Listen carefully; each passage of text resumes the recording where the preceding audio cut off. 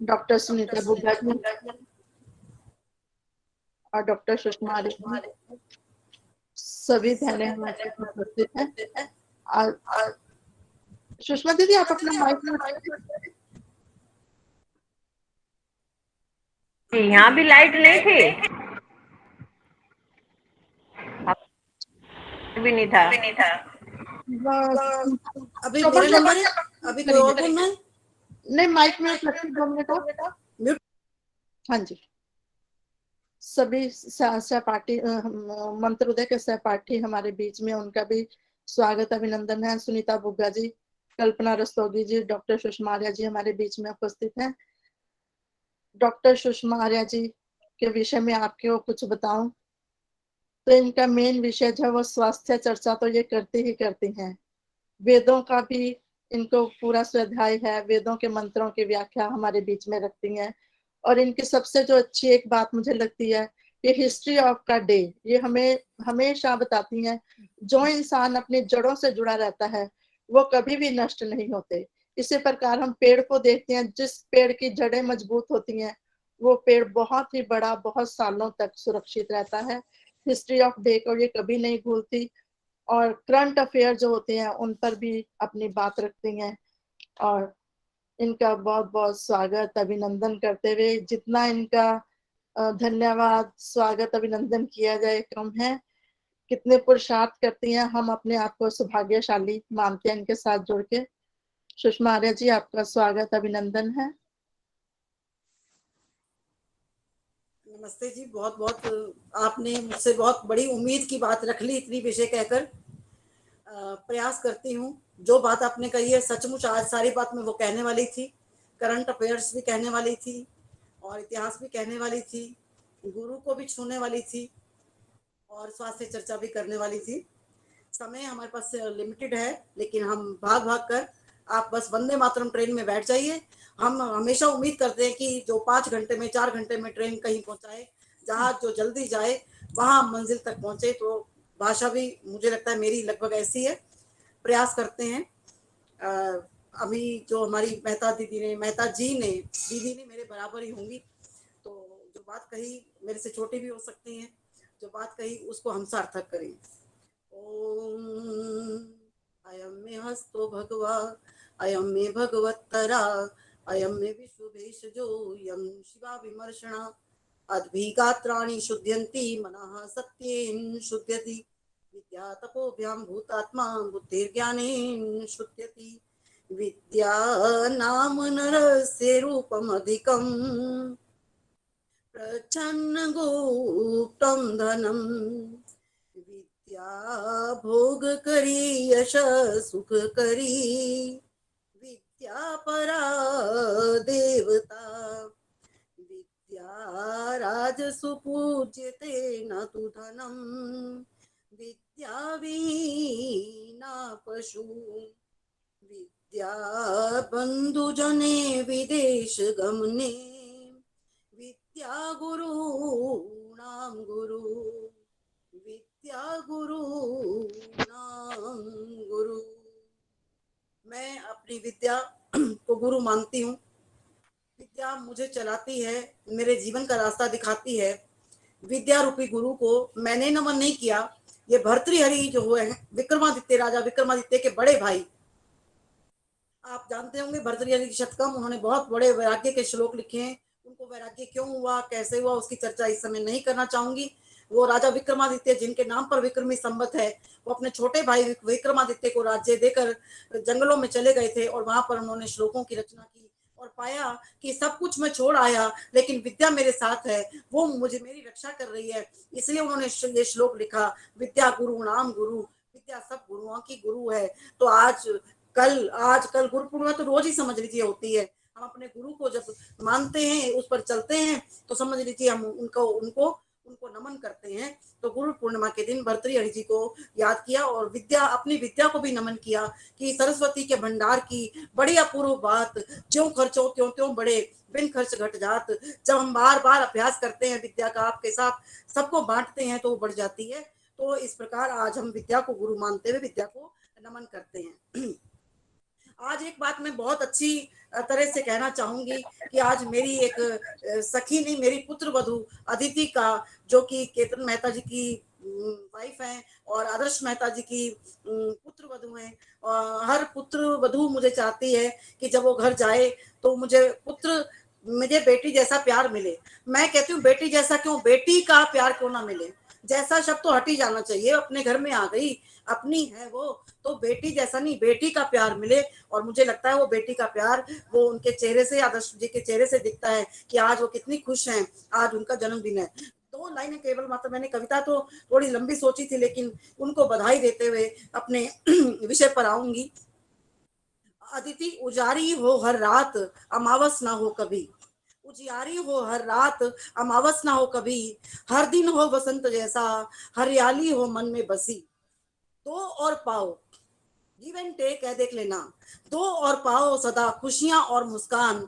अदिति तुम्हें जन्मदिन अभिनंदन, तुम हो आर्य परिवार की शान, तुम हो आर्य परिवार की शान। कविता तो बड़ी थी, लेकिन मैंने इसे छोटा सा लास्ट अंतिम पैराग्राफ पढ़ा है कि अदिति तुम आर्य परिवार की शान हो। और आर्य परिवार देखो 109 परिवार यहाँ पर बैठे हैं, तुम सबकी शान हो। आपने इस परंपरा को अपनाना है, आधुनिकता आपके पास है, साइंस की आप टीचर हैं, विज्ञान और धर्म जब दोनों मिल जाते हैं तो बहुत कल्याण हो जाता है। आर्य समाज आपका इंतजार कर रहा है और आपके अंदर बीज पनप रहे हैं और पेड़ बन रहा है। बहुत बहुत आभार, बहुत बहुत शुभकामनाएं हम सबकी ओर से। 108 108 नहीं, 112 15 परिवार बैठे हैं सबकी ओर से, और एक परिवार के अंदर 4-4 लोग बैठे हैं। देखो मल्टीपल साइंस की टीचर हो तो आपको तो फटाफट जमा करना आता होगा। Mean more than 500 people are saying happy birthday to you, तो बहुत अच्छी बात है। तो आज हम आते हैं अपने उस 14 जुलाई के इतिहास पर। आपको मालूम होना चाहिए डायनामाइट क्या चीज है। बड़ी बड़ी बिल्डिंग उससे टूट जाती हैं। विदेशों में कोई तोड़ फोड़ वाले, हमारी भी एक सीढ़ी हमको तोड़नी थी, बड़ी मुश्किल पड़ रही थी, तो उन्होंने कहा डायनामाइट लगा दो। मैंने कहा नहीं, आप वाइब्रेटर वाला जो चोट लगाने वाला है वो ले आओ। वो ले आए, वाइब्रेटर से वो सारी सीढ़ियों के सरिये काट दिए गए।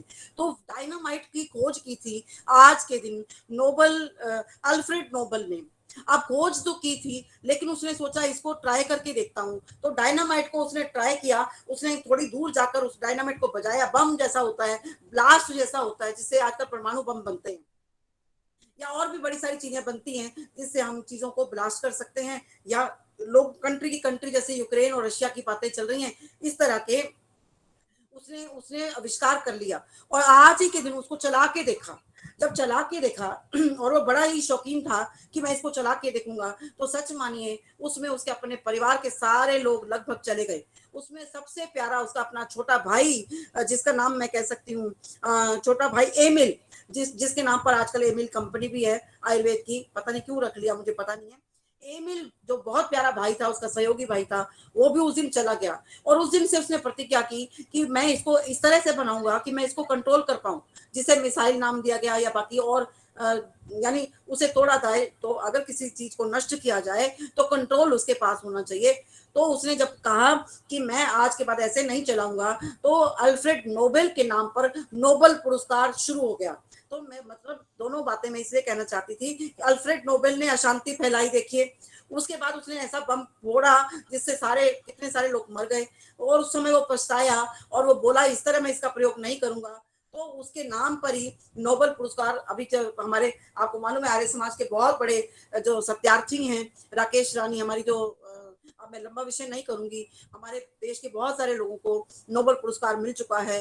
तो अभी सत्यार्थी जी को भी नोबेल पुरस्कार, आर्य समाज के बहुत बड़े विद्वान थे, उनको भी मिला था। तो आज हम उनको नमन करते हैं। नोबेल पुरस्कार उनके नाम पर शुरू हुआ और उन्होंने ऐसी शक्ति का आविष्कार किया जिससे दुश्मनों को या बड़े बड़े पहाड़ों को तोड़ा जा सके। तो ये बहुत बड़ी खोज थी जिसका अगर ढंग से प्रयोग किया जाए तो बहुत लाभकारी हो सकती है। कहते हैं वंशवाद बड़ा खराब करता है। अब आप वंशवाद के नाम पर अभी वर्तमान में ही देख लीजिए कि राहुल जी देख लीजिए या बाकी जो वंशवाद के नाम पर आप बिहार में चले जाइए, लालू जी के परिवार को देख लीजिए, तो वंशवाद जो चलाता है वो जरूर अपने देश के वंश को नष्ट कर देता है। मैं तो कहूंगी 14 जुलाई आज ही के दिन शाहजहां ने औरंगजेब को राजनीति में प्रवेश कराया था। औरंगजेब का ही परिणाम आज तक की राजनीति कितनी बिगड़ी हुई है देख लीजिए। जितना ये वैर भाव मनुष्यों के अंदर मुगल काल का ज्यादा से ज्यादा है, वो औरंगजेब की देन ही है। यदि शाहजहां औरंगजेब को राजनीति में प्रवेश ना कराते तो शायद आज की स्थिति थोड़ी डिफरेंट होती। तो आज ही के दिन 14 जुलाई 1637 के दिन उन्होंने दक्षिण भारत में भेजा था, जहाँ उत्पात मचा के आ और मुगलों का राज्य स्थापित करके आ। आज ही के दिन हम नमन करते हैं सिखों के 8वें गुरु हरकिशन जी का। गुरु हरकिशन जी का जन्म 14 जुलाई 1656 को हुआ था, उनका जन्म दिवस है आज के दिन। उन्होंने पंगत में बैठना और पत्तल में खाने की परंपरा शुरू की थी, इसलिए हमें उनको ज्यादा याद करना चाहिए। इससे पहले जो गुरु अर्जुन देव जी थे, उन्होंने लंगर की प्रथा शुरू की थी कि गुरुद्वारों में लंगर शुरू किया जाए, और इन्होंने आकर हरकिशन जी ने आकर क्या किया, पत्तल की शुरुआत करी। और पत्तल और पंगत लाइन में बन बैठो और पत्तल बिछा के पत्तल लेके बैठो। और आपको पता होना चाहिए केले के पत्तल में खाना खाने के कितने फायदे होते हैं। इस समय मेरा इसकी चर्चा करने का मेरे पास समय नहीं है, तो पत्तल और पंगत की चर्चा जो शुरुआत थी वो गुरु हरकिशन जी ने की थी। और 1850 ईस्वी में एक येलो फीवर फैला था, बहुत तेज बुखार, जो बहुत गर्मी लगती थी उस समय। इतनी गर्मी से वो बुखार होता था कि व्यक्ति को ठंडा पानी या बर्फ का यदि सेक दे दिया जाए उसके पेट पर, उसके पैरों पर, तो बुखार दिमाग पर नहीं चढ़ता था। लेकिन क्या था कि वो जो स्थिति थी उस समय बर्फ थी नहीं, पानी। तो उस 16 आज ही के दिन 14 जुलाई 1850 को एक व्यक्ति ने ऐसी मशीन बना दी जिसके अंदर पानी डाला जाए तो वो बर्फ बन जाती है। आज उसका परिणाम यह है कि आज फ्रिज है, फ्रिज में आप देखो कंप्रेसर लगा है, जिसके कारण पानी जो है, पानी नहीं होता, वो तो गैस बर्फ में बदलती है, और एडवांसमेंट है। तो 14 जुलाई 1850 को जो बर्फ की सिल्ली हमारे सामने, जो बर्फ खाने हैं, पहले तो आपको मालूम है शक्तिनगर के पास, कमला नगर के पास बर्फ खाना था, हर जगह बर्फ खाने होते थे। अब तो फ्रिज में बर्फ जमने लग गई। तो बर्फ को जमने का जो श्रेय जाता है वो 14 जुलाई 1850 को जाता है। जैसे ही बर्फ जमाई गई, बड़े सारे लोगों के बुखार उतर गए। बर्फ की सेक करने से आपको मालूम है कितने बड़ी बड़ी बीमारियां दूर होती हैं। प्रतिदिन यदि थोड़ी सी बर्फ लेकर पॉलिथीन में डालकर नाभि पे रखी जाए तो पेट संबंधी रोग, बीपी संबंधी रोग में बहुत लाभ होता है। यदि उसे पैरों की तलियों पर मालिश की जाए तो जिनको अनिद्रा की समस्या है, जिनके हाथ पैर में जलन होती है, यदि बर्फ की सिली जो छोटी सी आइस क्यूब होती है, यदि उससे मालिश की जाए तो पैरों की जलन ठीक होती है, अनिद्रा ठीक होती है, दिमाग के क्लॉट्स ठीक होते हैं। आज एक मैं विषय ये भी लेने वाली हूँ कि जिसके दिमाग में क्लॉट हो गया है वो कैसे अपने आप को बचाए, कैसे ठीक करे। तो आइस क्यूब का आज के दिन आविष्कार हुआ था। 2 स्वतंत्रता सेनानियों को जरूर याद करूंगी, जबकि मैं देख रही हूँ समय भाग रहा है मेरा। मैंने तो अपने गुरु विषय पर भी आना है, स्वास्थ्य चर्चा भी करनी है। आज के दिन कहिए 14 जुलाई 1900 को कैलाश चंद्र जोशी जी का देश बंधु गुप्ता जी का और चंद्रभानु गुप्ता जी का, हालांकि ईयर तो इनके फर्क हैं, इन्होंने अपने देश के लिए अपनी जान, अपने परिवार कुर्बान कर दिए। देश बंधु गुप्त और कैलाश चंद्र जोशी और चंद्रभानु गुप्त, एक का 1900 में, एक का 1902 में, एक का 1937 में। लेकिन आज के दिन हुआ था, तो इन 3 महापुरुषों को, इन महादेश बलिदानियों को भी आज हम नमन करते हैं। आज के दिन 14 जुलाई 1975 को मदन मोहन का निधन हुआ था। मदन मोहन संगीतकार थे बहुत बड़े, उनको श्रेय जाता है। यदि आज पिक्चरों के गाने हमारे कानों में गूंज रहे हैं, हम जरा सा बोर होते हैं, गाना लगा लेते हैं, और आजकल रियलिटी शो में भी छोटे छोटे बच्चे देखो गाना गा रहे हैं, तो ये सारा श्रेय मदन मोहन को जाता है। हकीकत पिक्चर के गाने आज तक मशहूर हैं, उन्होंने 100 फिल्मों के गाने कम से कम दिए होंगे। मेरा साया साथ देगा, आपने गाना सुन रखा होगा, उसका म्यूजिक भी उन्होंने दिया था। हीर रांझा पिक्चर कितनी चली थी अपने टाइम में, उसका गाने, उनके संगीत भी उन्होंने दिए थे। और आज अब उनके गानों को क्या कर रहे हैं, उनके संगीत को पिछले उनके शब्द हटाकर नए गानों में पिरो रहे हैं। वीर ज़ारा पिक्चर के सारे गाने, कितने सुंदर गाने हैं वीर ज़ारा के, वो सारे गाने उनके पुरानी ट्यून पर हैं, जो उनके शब्द हटा दिए गए और उनकी पुरानी ट्यूनें वापस लाए जा रहे हैं। तो कहने का मतलब है कि आज के दिन संगीतकार को भी याद करना चाहिए कि उन्होंने भी अपने हमारे जीवन में मनोरंजन का बहुत बड़ा साधन दिया। और एक अंतिम बात कर देती हूँ कि कहते हैं ना कि नया आविष्कार होता है तो पुराने खो जाते हैं। आजकल साइकिल, छोटी साइकिल बहुत कम मिलेगी जो पुराने टाइप की होती थी। आजकल वो ब्रेक लगी है, तारे लगी हैं, हर तरह तरह की साइकिल मिलती हैं। पुरानी साइकिल खो जाती है, नई आ जाती है। तो टेलीग्राम का जमाना था, आपको मालूम है, तार आइए तार। मेरे पिताजी की तार तो हमेशा आती थी, पिताजी घर ही नहीं होते थे।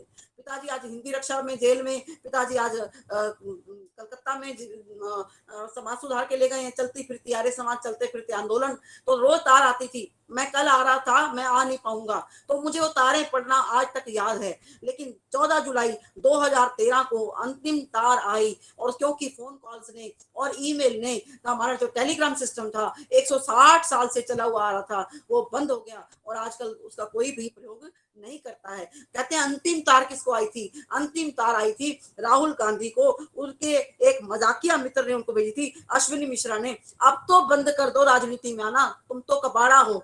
तो ये जो तार है वो आज तक कहते हैं सरकार में संभली हुई है। देखो आज की बात नहीं, 2013 में जब तुम्हारा ही राज था ना, तभी कह दिया था कि राहुल तेरी जरूरत नहीं है। वो अश्विनी मिश्रा नाम के व्यक्ति ने तार भेजी थी, और उसके बाद तारों का जो अंतिम तार थी, बस वही तार थी। तो तारों का जो टेलीग्राम का जो सिस्टम था वो बंद हो गया। तो अब हम आते हैं अपने विषय पर। गुरु को, महर्षि दयानंद को मैं पहले पकड़ना चाहूंगी कि महर्षि दयानंद ने गुरु के बारे में क्या कहा है। पहले तो एक बात देखिए, गुरु का ज्यादा प्रचलन था ही नहीं पहले। धीरे धीरे क्योंकि जब हमने देखा संस्कारों की कमी हो रही है और हम प्यासे भी हो गए, तो हमने हर ऐरा गरा बंदे को गुरु कहना शुरू कर दिया। लेकिन महर्षि दयानंद ने आर्य उद्देश रत्नमाला में आपने देखा होगा कि उन्होंने 100 परिभाषाएं दी हैं। तो उन्होंने, मैं पढ़ रही थी एक दिन, तो अचानक मेरे आज काम आ गई, तो उन्होंने गुरु की परिभाषा बहुत सुंदर लिखी है। उन्होंने कहा गुरु कौन है? गुरु ग्रीश धातु से बना है, ग्री, गा को नीचे ग्री, जैसे गृह होता है ना, गृह, घर को गृह, ग्रह नहीं, वो जो तारे चांद सितारे वाले ग्रह होते हैं, और जो घर होता है वो गृह होता है, जहां पर ग्रहण किया जाए, जहां पर रहा जाए। तो वो गृह जो ग्री धातु से बना है, उसके पीछे हार नहीं है।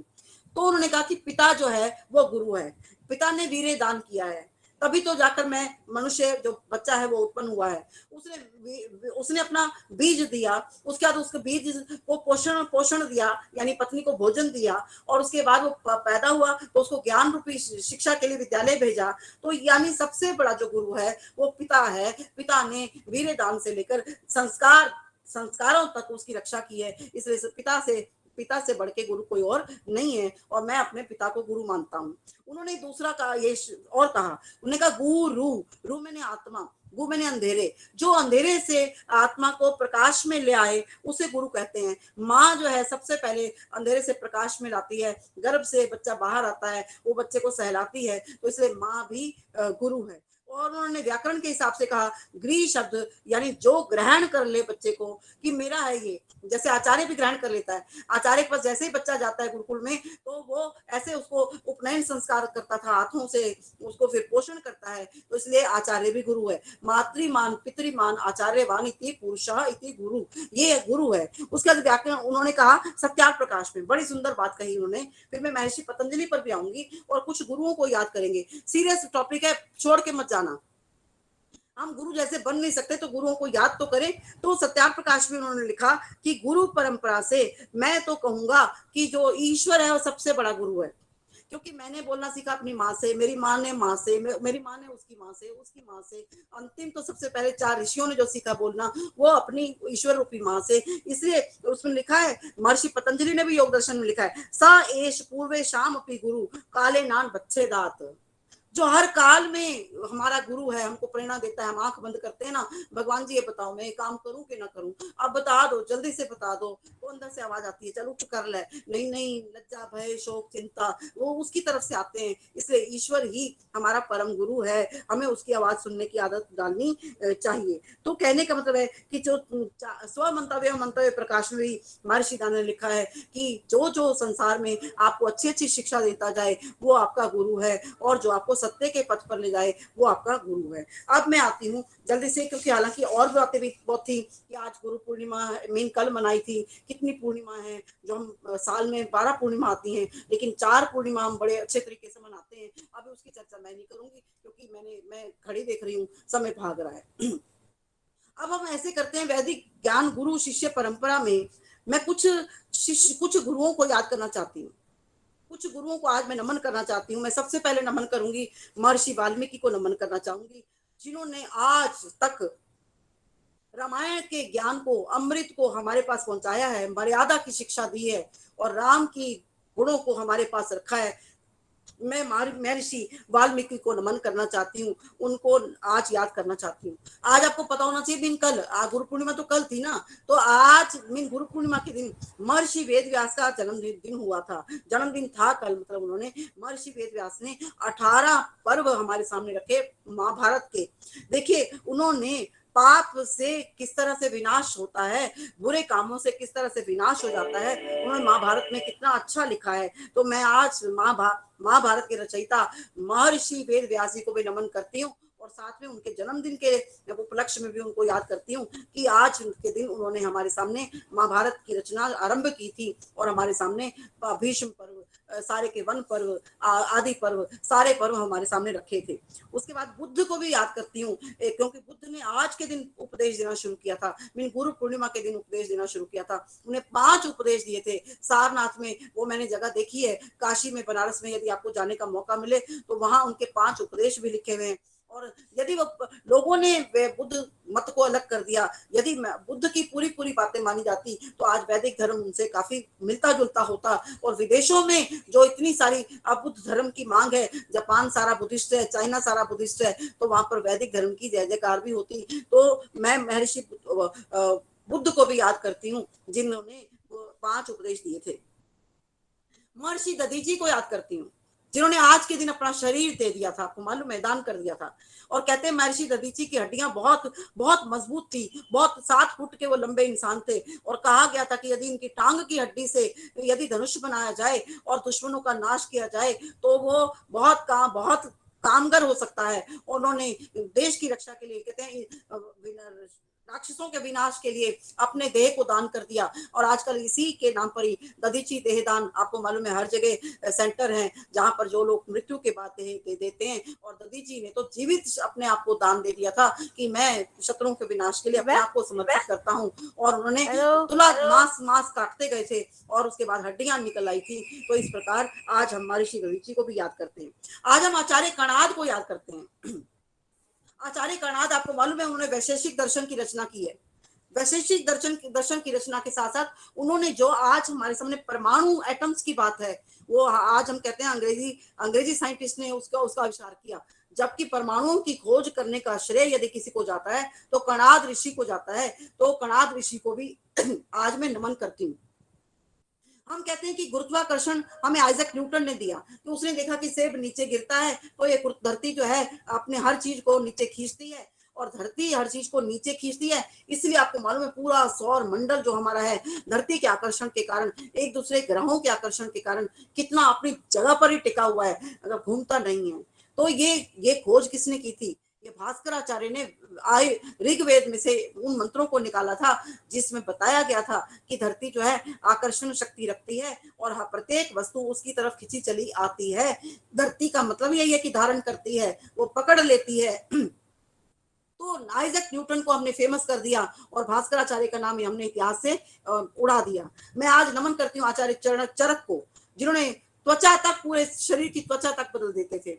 जिनको स्किन की प्रॉब्लम हो गई, आग में उनकी चमड़ी जल गई, वो दूसरे के शरीर की चमड़ी लेकर, उसके परिवार की किसी वंश की चमड़ी लेकर उस बच्चे की, दूसरे प्राणी को चमड़ी लगा देते थे। शरीर विज्ञान, गर्भ विज्ञान, शुगर, हृदय घात, टीबी से बचाव, चरक संहिता किताब भरी पड़ी है आयुर्वेद से। तो मैं उनको आज कहते हैं कि एलोपैथी का जमाना है, 200 वर्ष ही तो हुए एलोपैथी को, इससे पहले तो आपको मालूम है 1 अरब वर्ष से भी ज्यादा हो गए, तो सब आयुर्वेद का ही बोलबाला था। और चरक संहिता को आज मैं नमन करती हूँ, चरक ऋषि को नमन करती हूँ, मैं भारद्वाज ऋषि को नमन करती हूँ, जिन्होंने ऐसा जहाज बनाने की योजना ऋग्वेद से, अथर्ववेद से निकाल के दी थी कि जो दूसरे ग्रहों पर जा सकता है, जिसे आज रॉकेट कहते हैं। जहाज तो छोड़िए, वो तो रॉकेट की प्लानिंग बता के गए कि देखिए अथर्ववेद के इस मंत्र में छिपा है कि हम दूसरे ग्रहों में जा सकते हैं। और महाभारत में श्री कृष्ण काल में लोग दूसरे ग्रहों में जाते थे, कभी उड़न नीचे जल तश्तरी से जाते थे, कभी उड़न तश्तरी से जाते थे। तो इस तरीके से बनाया जा सकता है। और जबकि आप कह दिया कि अंग्रेजों ने हमारे जहाज हमारे सामने रखे हैं, हमारे इतिहास को ही धूमिल कर दिया गया। कण्व ऋषि, जाओ नहीं, बस मैं वापस आ चुकी हूँ अपने अपने विषय पर। मैं कण्व ऋषि को नमन करती हूँ, जिन्होंने, आपको मालूम है, भरत को तो पाला ही था, जिनके नाम पे भारत पड़ा। और साथ में उन्होंने सोम यज्ञों की परंपरा करी। उन्होंने जड़ी बूटियां बना बनाकर, जो 31 जड़ी बूटियों का जो कॉम्बिनेशन है हमारे सामने, कि इन जड़ी बूटियों को जलाने से, इनका संगम करने से हमारे रोग ठीक हो जाते हैं। तो इसका श्रेय यदि किसी को जाता है तो कण्व ऋषि को जाता है। तो कण्व ऋषि ने जो आज हमारे सामने 31 जड़ी बूटियों की सामग्री है, जिसका हम रोज हवन करते हैं, यज्ञ करते हैं, जिसे महर्षि दयानंद ने भी संस्कार विधि में दिखाया है, उसको, उनको हम नमन करते हैं, कण्व ऋषि को, कि उन्होंने इतना सुंदर यज्ञ के लिए जड़ी बूटियों का बखान और हमारे सामने प्रस्तुत किया। और जो उगती नहीं थी वो भारत में सामान्य स्थानों पर उगने के लिए कही गई। मैं महर्षि पतंजलि को भी नमन करती हूँ, जिन्होंने योग दर्शन लिखा और कहा कि योग के माध्यम से बड़े से बड़े तनाव को, ईश्वर को प्राप्त किया जा सकता है, कर्क रोग को समाप्त किया जा सकता है। कर्क रोग मीन कैंसर जैसी भयानक जो स्थिति है, यदि तुम रोज योग करते हो, प्राणायाम करते हो, तो हम भयानक से भयानक बीमारी से ठीक हो सकते हैं। मैं ऋषि शौनक को याद करती हूँ, जिन्होंने गुरु शिष्य प्रणाली को चालू किया।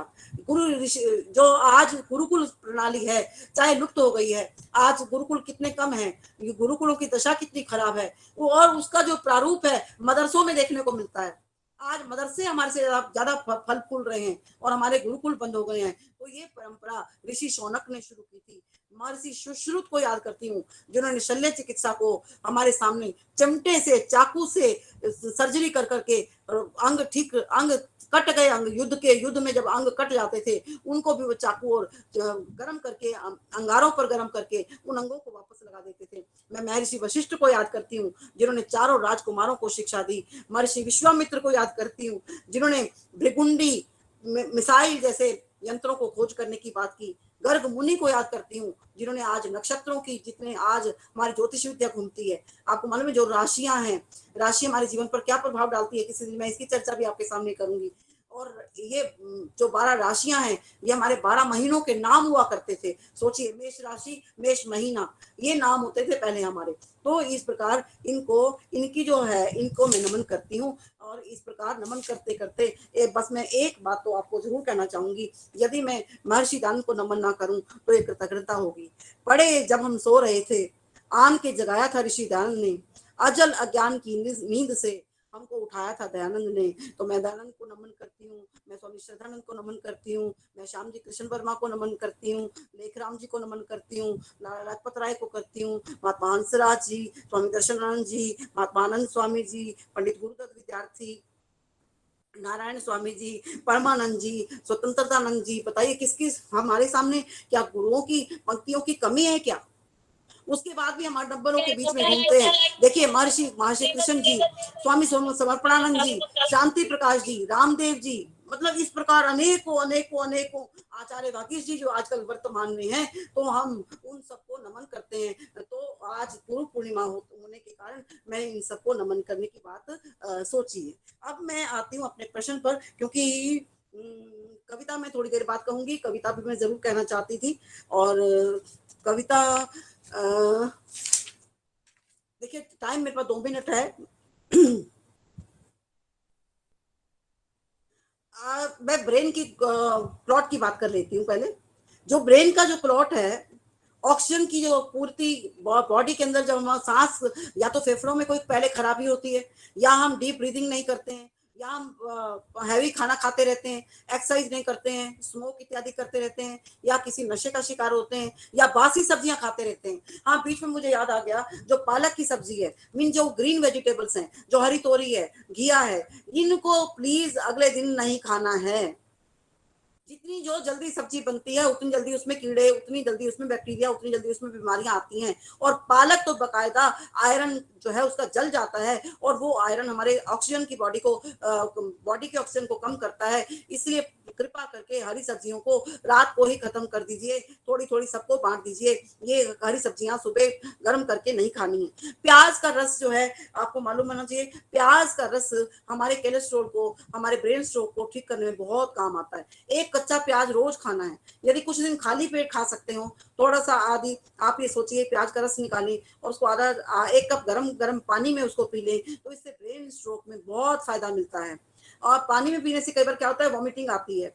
जैसे ही पानी में पी लें उसके बाद तो कोई बादाम या मिश्री या मुनक्का उनको थोड़ा सा दे दें, तो ताकि उनको वॉमिटिंग ना आए, क्योंकि प्याज का पानी पीना तो आसान नहीं है, लेकिन प्याज का पानी, कच्चे प्याज का जो पानी है आपने कसा, उसमें 1 चम्मच प्याज का रस निकला, उसको 1 गिलास पानी में डाला और उसको घूंट घूंट कर जो पिएगा, तो आप सोचिए कोलेस्ट्रॉल की समस्या, बवासीर की समस्या और नींद की समस्या और बालों को झड़ने की समस्या, कोलेस्ट्रॉल की समस्या, स्ट्रोक की समस्या बहुत रामबाण की तरह भाग जाएगी। स्पेशली लाल प्याज, फिर हरा प्याज, फिर पीला प्याज, आप देखिए, और प्याज के छिलके। तो मैं ये कहना चाहूंगी जिसको ब्रेन स्ट्रोक है वो कच्चे प्याज का सेवन अवश्य करें। तो मैं अंकुरित गेहूं जो है आप उसमें बहुत काम आता है, अंकुरित मूंग, नमक कम खाएं और कीवी उनको ज्यादा दें। कीवी फ्रूट आजकल तो पहले भारत में कम मिलता था, आजकल तो हर जगह मिलता है, कीवी उनको जरूर दें। भुजंगासन जरूर कराएं और कपालभाति उनको जरूर कराएं और ताड़ासन जरूर कराएं और ये ज्ञान मुद्रा उनको जरूर कराएं। ये देखिए दोनों ये मिलानी है और ये ज्ञान मुद्रा बन गई, ये ज्ञान मुद्रा जरूर कराएं उनको, इससे क्या है उनको बहुत फायदा होने वाला है। और वॉक करें, सैर करें, डीप ब्रीदिंग करें और भ्रामरी प्राणायाम अवश्य करें। आप सबको मालूम है भ्रामरी प्राणायाम कैसे होता है, यूं हमने बंद किया, ऐसे बंद किया और यहाँ पर आज्ञा चक्र पे दोनों उंगलियां रखी और भ्रमर जैसी आवाज निकाली, तो ये भ्रामरी प्राणायाम अवश्य करें। तो मैंने बता दिया, प्याज का रस बता दिया, मैंने कीवी बताया है, हरी सब्जियां बताई हैं, बासी नहीं खानी है, हरी तोरी उबाली। हरी तोरी में सबसे ज्यादा गुण है कि वो हमारे ब्रेन स्ट्रोक को ठीक करेगी। 2 हरी तोरी काटो, कुकर में उबालो, बस पानी में छानो और पिला दो पानी। हरी तोरी का पानी और हरी तोरी का फाइबर अगर खा जाते हैं तो इससे कोई अच्छी बात नहीं है। क्लॉट्स और कोई बात नहीं है, क्योंकि जो हमारे सेल्स हैं उनमें जब ऑक्सीजन नहीं पहुंचती तो वहाँ ब्लड भी नहीं पहुंचता है, तो वो गांठ बन जाती है और ये गांठ इससे खुल भी जाती है। आयुर्वेदिक की बहुत सारी दवाइयां भी हैं, जैसे एकांगवीर रस है और समीर पनगा रस है, दशमूल वात है, मैं आपको व्हाट्सएप कर दूंगी, मुझे पता है किसका प्रश्न है ये। तो कहने का मतलब है कि प्राणायाम अवश्य करना है, मुद्राएं अवश्य करनी है, आसन अवश्य करने हैं। सबसे बड़ी बात है तनाव नहीं रखना। तनाव, ये शुक्र है कि आप टाइम पर पहुंच गए। और इस कलाई की जो, ये आपको मालूम है क्लॉट को रोकने का सबसे अच्छा पॉइंट कौन सा है, जहां ये दोनों जुड़ी हुई है ना, जिसका हम ब्लड निकालते हैं, आपको मालूम है ब्लड टेस्ट करने के लिए यहाँ से निकालते हैं, ये जो पॉइंट है ना, ये पॉइंट ऑयल लेके यदि हम प्रतिदिन इसकी मालिश करते हैं, कुछ सारे लोग इससे हार्ट की समस्याओं से हम बच सकते हैं। तो क्या है, मैंने आज बहुत जल्दी प्रयास किया है बोलने का, बस 2 लाइनें कविता की बोलती हूँ, जबकि आपने मुझे शायद 12:32 पे दिया था, 1-2 हो चुके हैं। मेरा तो मैं ये कहूंगी कि मेरा तो हर कोई गुरु है, क्योंकि जिससे भी कुछ सीखो और यदि तुम्हारे अंदर नम्रता है तो गुरु ही गुरु है। हर कहीं ना कहीं वो हर कोई ना कहीं मेरा गुरु है। जिंदगी के सफर पर जिसने प्यार किया वो मेरा गुरु है। जिसने मुझे धोखा दिया वो भी तो मेरा गुरु है, उसने सिखा दिया भैया धोखा भी मिल सकता है। जिंदगी के सफर में जिसने प्यार किया वो गुरु है, जिसने कहीं धोखा दिया वो भी मेरा गुरु है।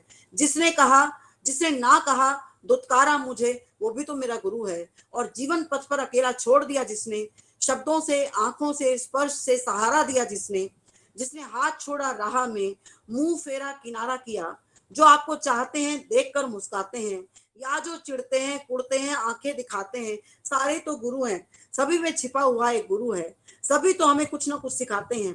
मुझे मुश्किल में डालकर भी, या जिन्होंने वहां आकर हौसला मेरा बढ़ाया, रास्ता दिखाया, कभी दूर किया अंधेरा, तो गुरु पूर्णिमा के दिवस पर उन सब गुरुओं को नमन है मेरा, उन सब गुरुओं को नमन है मेरा। यदि हम सब एक दूसरे को इस तरह से मानते रहें कि हम एक दूसरे से सीखते हैं, एक दूसरे से सुनते हैं, समझते हैं, तो हमारी जो विद्या है, हमारा जो ज्ञान है वो आगे बढ़ सकता है और हम संस्कारी बन सकते हैं। बहुत बहुत आभार, बहुत बहुत धन्यवाद। आज थोड़ी बहुत धन्यवाद। एक बात मैं पूछूं, एक बार दोबारा बता दीजिए प्लीज। सभी अपने अपने माइक में